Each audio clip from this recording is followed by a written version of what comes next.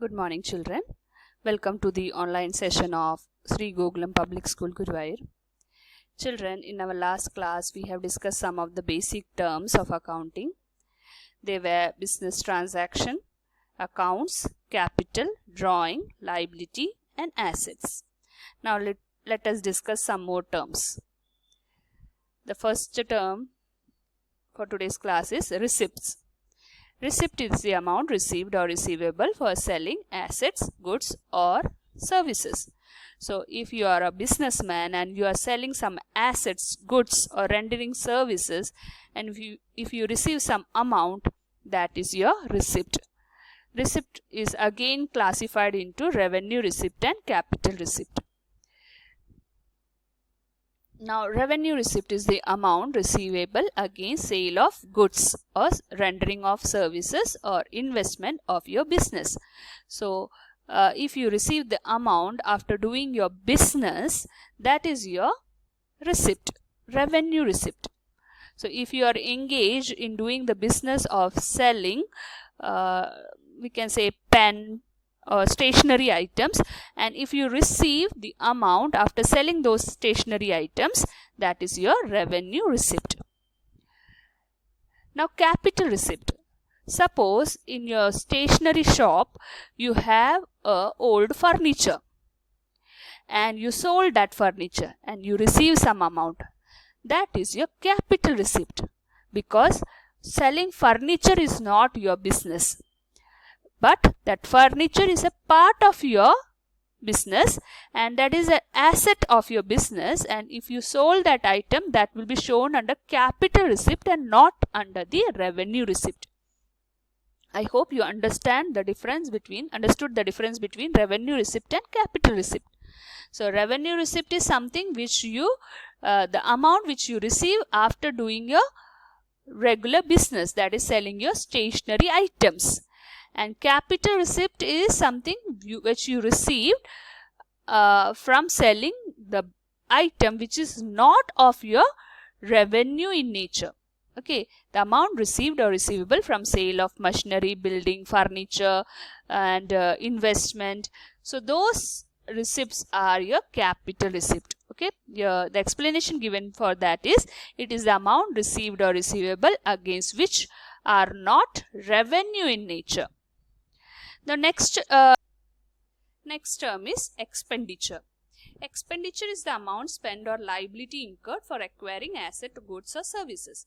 So if you spend some money for acquiring the asset for doing your business, that is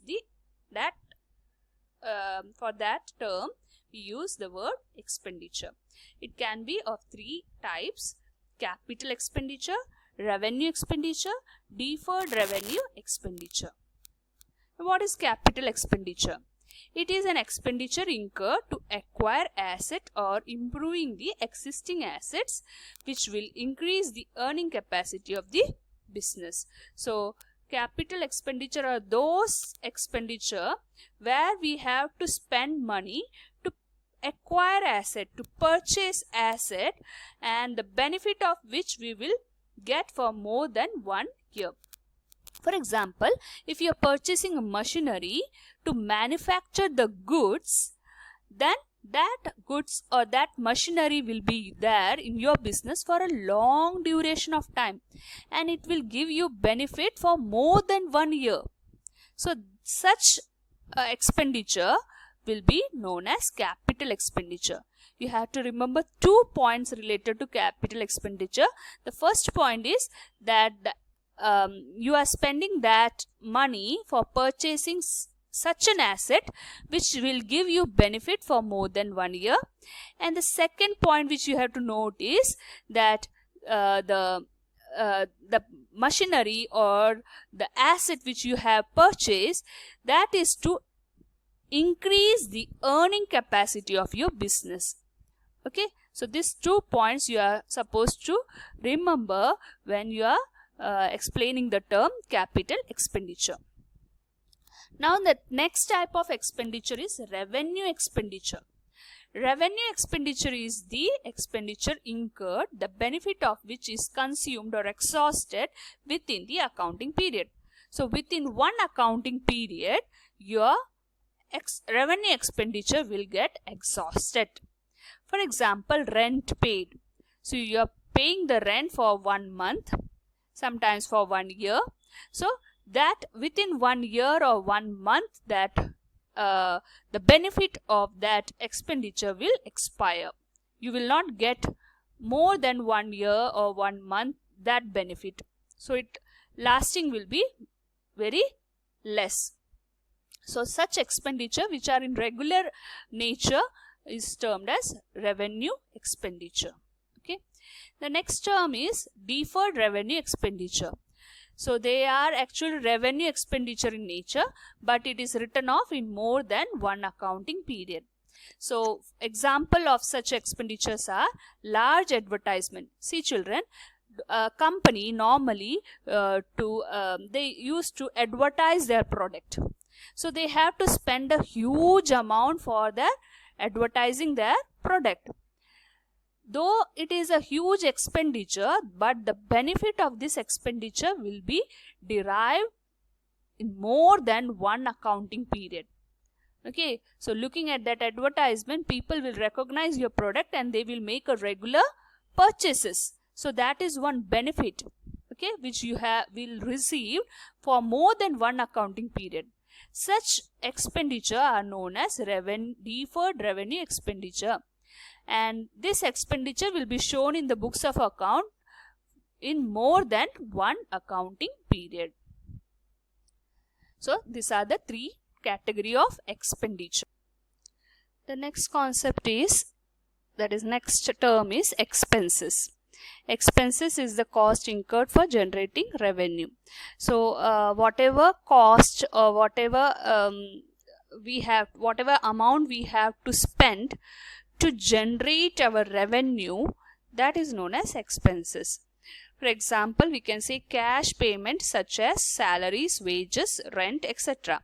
So if you are doing a business and you have some staff or laborers with you and you have to make payment like salaries and wages to them, that is your expenses. And the staff and wages or we can say the office staff or laborers, why they are here in your company? To increase your profit or to generate revenue for you. So they are doing some revenue generating activity. For that you have to spend some expenses in the form of salary and wages.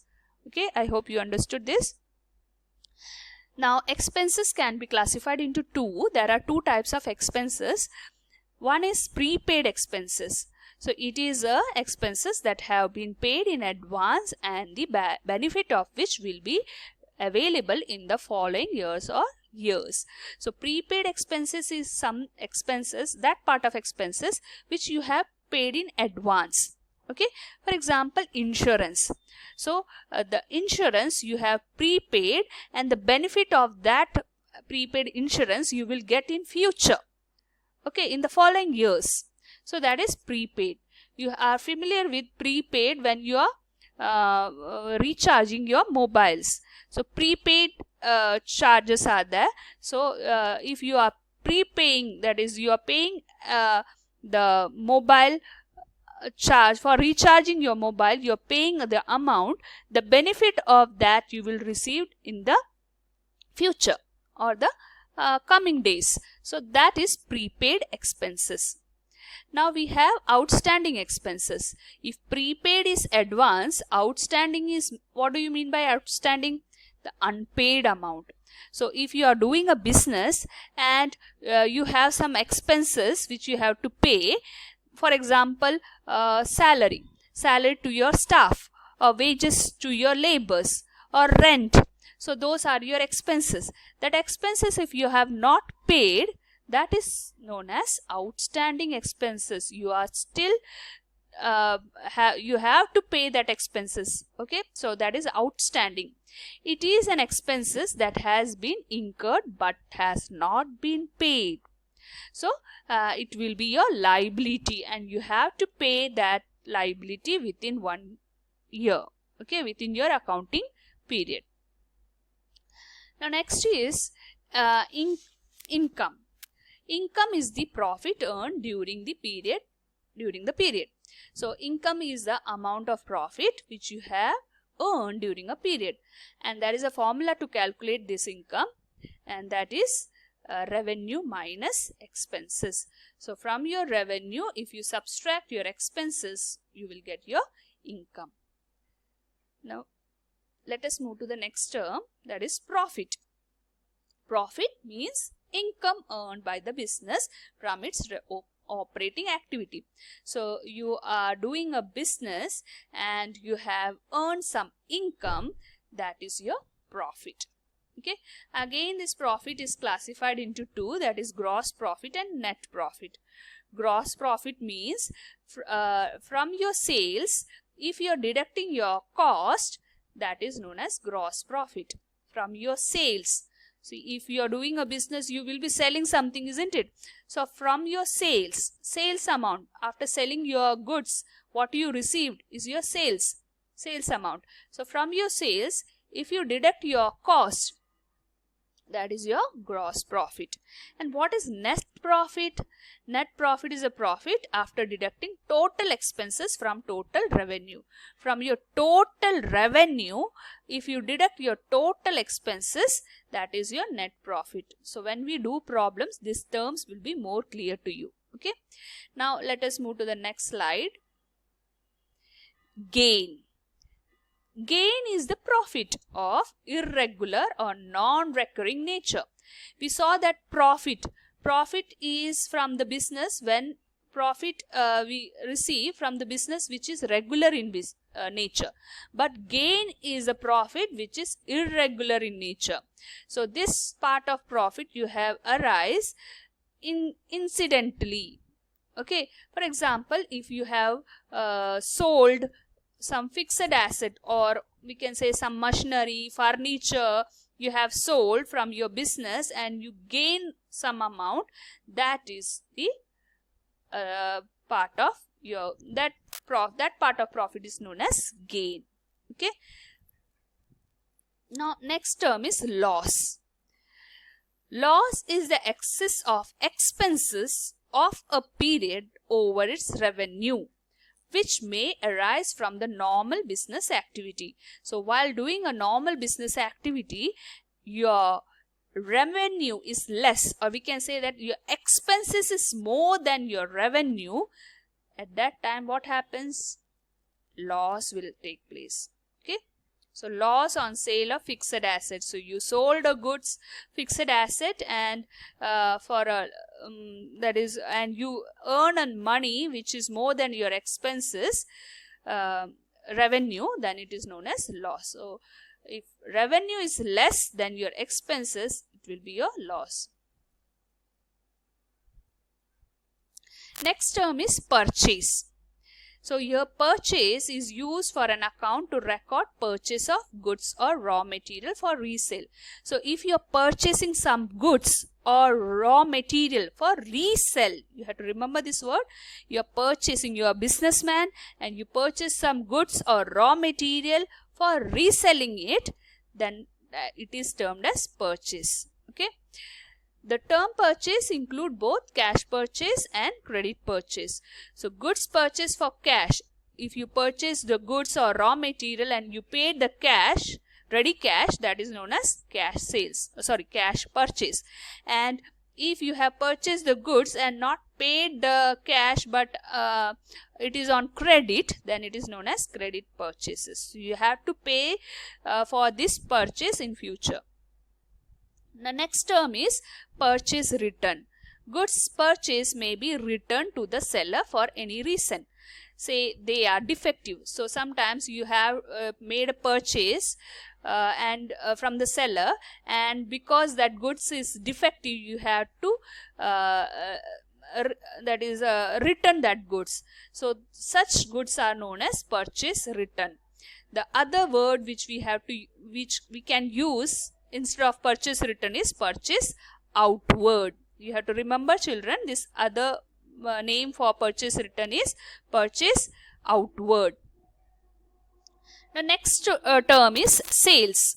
The term sales is associated with or used for sale of goods. The term sales include both cash and credit sales. So sales in a business means what? When you sell the product of your business, that is sales. Sales can be cash sales or as well as credit sales. So when you sell the goods and you receive the cash on that instant itself, it is cash sales. And when you are selling the goods on credit, that is you are receiving the cash in future dates, it is known as credit sales. Now in the same way we have sales return. So you sold some goods and suppose that good was defective and that buyer returned that goods, it is known as sales return or return inward. Remember this word, it's return inward, sales return, or you can use the word returns inward. So children, now it's time to conclude today's session. Last class we have discussed these terms. Today we have discussed some more terms related to accounting. The accounting work will be very easy if you understood the concept of these terms. Okay, so hope you will go through this class and write down the notes provided. You have to attend the test paper. Meet you in the next class with some more terms. Goodbye.